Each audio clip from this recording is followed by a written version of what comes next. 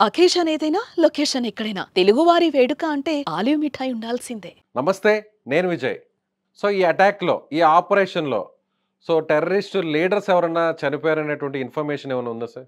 వచ్చింది సయీద్ అనేసి మన లష్కర్ లాస్ట్ టైం పేరు కూడా వచ్చింది, రైట్? సో ఆ లీడర్ని కొట్టాము. ఆ లీడరే కాకుండా ఆ లీడర్ ఫ్యామిలీ, ఆయన సిస్టరు, ఇంకా కొంతమంది కూడా చనిపోయినట్టు తెలిసింది. ఇలాంటి ఇన్ఫర్మేషన్ ఇంకా కొరాబరేట్ అవుతుంది. రేపు ఇంకా పాకిస్తాన్ న్యూస్లో కొన్ని వస్తాం జరుగుతుంది, రైట్?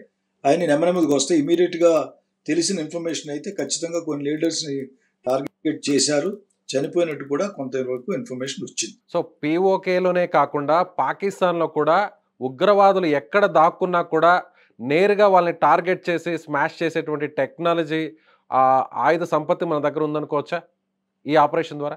ఖచ్చితంగా ఉంది, అందులో నాకు సందేహమే లేదు. ఎందుకంటే సుమారు 4 చోట్ల పిఓకేలో కొట్టాం, 5 చోట్ల పాకిస్తాన్ ప్రాపర్ దీంట్లో కూడా కొట్టారు, రైట్? కనుక ఆల్రెడీ ప్రూవ్ చేశాం కదా, ప్రపంచానికి అందరికీ తెలుసు. అదిగాక రఫాల్ ఎయిర్ క్రాఫ్ట్స్, ఈ కేపబిలిటీస్, ఈ కమికే డ్రోన్స్ కేపబిలిటీస్ అందరికీ తెలిసినాయి. సో ఆ విధంగా నాకు సందేహం ఏం లేదు, మన దగ్గర ఆ కేపబిలిటీ ఉంది. పాకిస్తాన్కి ప్రూవ్ కూడా చేసాం, జాగ్రత్త నాయన, ఈ వాడగల సత్తా మా దగ్గర ఉంది, వాడటానికి సందేహించం కూడాను. ఆల్రెడీ మనం ఫారిన్ మినిస్టర్ వీళ్ళందరూ కలిసి ఒక క్లైమేట్ ప్రపంచ దేశాలు కానీ చెప్పారు, టెర్రరిస్ట్ని కొడుతున్నారు, మేము టెర్రరిస్ట్ క్యాంపులు కొడతాం. కనుక మిగిలిన ప్రపంచ దేశాలు కూడా మనం చేసిన పనికి అగెన్స్ట్ అవుతారని మాత్రం నేను అనుకోను. సో, భారత్‌కి ఇప్పటికే అమెరికా, అలాగే ఇండైరెక్ట్‌గా కూడా చైనా సైలెంట్ అయిపోయింది ఈ అటాక్ తర్వాత. చైనా ఏం చెప్తుందంటే, ఇప్పుడు భారత్, పాక్ 2 కూడా మాకు పొరుగు దేశాలు, సంయమనం పాటించాలి అని అంటున్నారు. సో, అమెరికాకు సంబంధించినటువంటి సెక్యూరిటీ అడ్వైజర్ బోర్డు కూడా ఏమంటుందంటే, పాకిస్తాన్ సైలెంట్‌గా ఉండాలి, కేవలం వాళ్ళు ఈ అటాక్ టెర్రరిస్టుల మీద మాత్రమే చేశారు అని కూడా చెప్పడం జరిగింది. సో, ఒక రకంగా అగ్రదేశాల సపోర్ట్ మనకు ఎలా ఉండే అవకాశం ఉంది, ఇతర దేశాల సపోర్ట్ ఎలా ఉండే అవకాశం ఉంది? ఇప్పుడు ఏంటంటే, ప్రస్తుతం మన దేశం ఆల్రెడీ జయశంకర్ గారు, మన ఫారిన్ మినిస్టర్ అందరూ ప్రయత్నించేది అదే. ఎందుకంటే ఇప్పుడు మనం దెబ్బ కొట్టాం ఒకటి, పాకిస్తాన్ ఏదో విధంగా తిరిగి రిటాలియేట్ చేయాలని మనసులో ఉంటుంది. ఎందుకంటే అవమాన భరితంతో ఖచ్చితంగా అతను రగిలిపోతుంటాడు లోపల. కానీ ఏంటి, ఇప్పుడు మన డిప్లొమా చేస్తుంది, రకరకాల దేశం, ఐక్యరాజ్య సమితిలోను, యునైటెడ్ నేషన్స్లోను అందరికీ చెప్పేది ఏం చేసేది ఏంటి, బాబు మీరు పాకిస్తాన్కి చెప్పండి, కానీ తిరిగి మనం రిటాలియేట్ ఏమైనా చేస్తే నెక్స్ట్ స్టెప్ ఇందాక అన్నారు కదా, ఆప్షన్ 2.0 ఆల్రెడీ చెప్పాం. ఇది జస్ట్ ఫేజ్ 1, 2.0 అవసరం వస్తే చేస్తామనేసి. ఒకవేళ తను ప్రతిఘటిస్తే దీనికన్నా తీవ్రంగా ఖచ్చితంగా మనం కఠినమైన చర్యలు తీసుకునే అవకాశం ఖచ్చితంగా ఉంది. దానికోసం అంతటా మనం డిప్లొమాటిక్గా ఖచ్చితంగా మాట్లాడుతున్నాం. ఆల్రెడీ ఈ పార్టీకి సుమారు అన్ని అగ్రరాజ్యాలు ఎంబసీల్లోనూ మన ఎంబసీ అఫీషియల్స్ బ్రీఫింగ్ ఇచ్చుంటారు.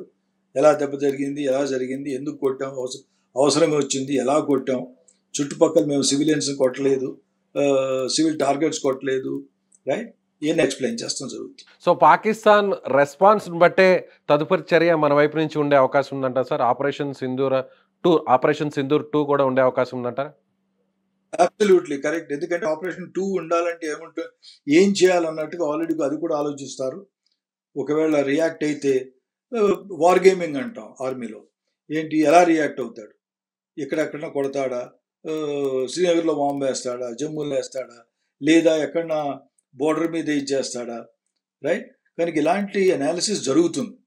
అనాలిసిస్ జరుగుతున్నప్పుడు ఏంటి, అది చేయగల సత్తా ఉందా, ఒకటి చేయగల సత్తా ఉన్నా సరే చేయగల ధైర్యం ఉందా? ఎందుకంటే ఒకటేమో కేపబిలిటీస్, రెండోది ప్రపంచం వాడి మీద అగెన్స్ట్ అవుతుంది. సో అతను ఆలోచించాల్సి ఉంటుంది. కనుక ఈ అనాలిసిస్ అంతా చేసి ఒకవేళ ఇలా ప్రతిఘటిస్తే మనం ఏం చేయాలి, ఈ డిల్లర్ రిప్లై ఇస్తే మనం ఏం చేయాలి, ఇవన్నీ వార్ గేమింగ్ జరుగుతాయి.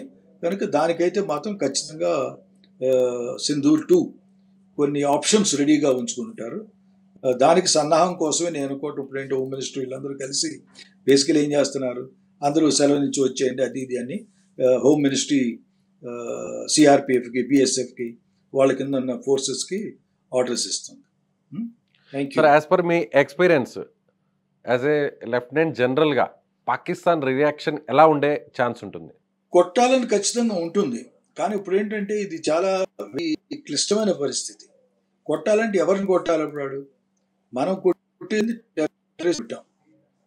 యాక్చువల్గా ఏం చేయాలి? మన దగ్గర టార్గెట్స్ ఏమైనా ఉంటే కొట్టాలి.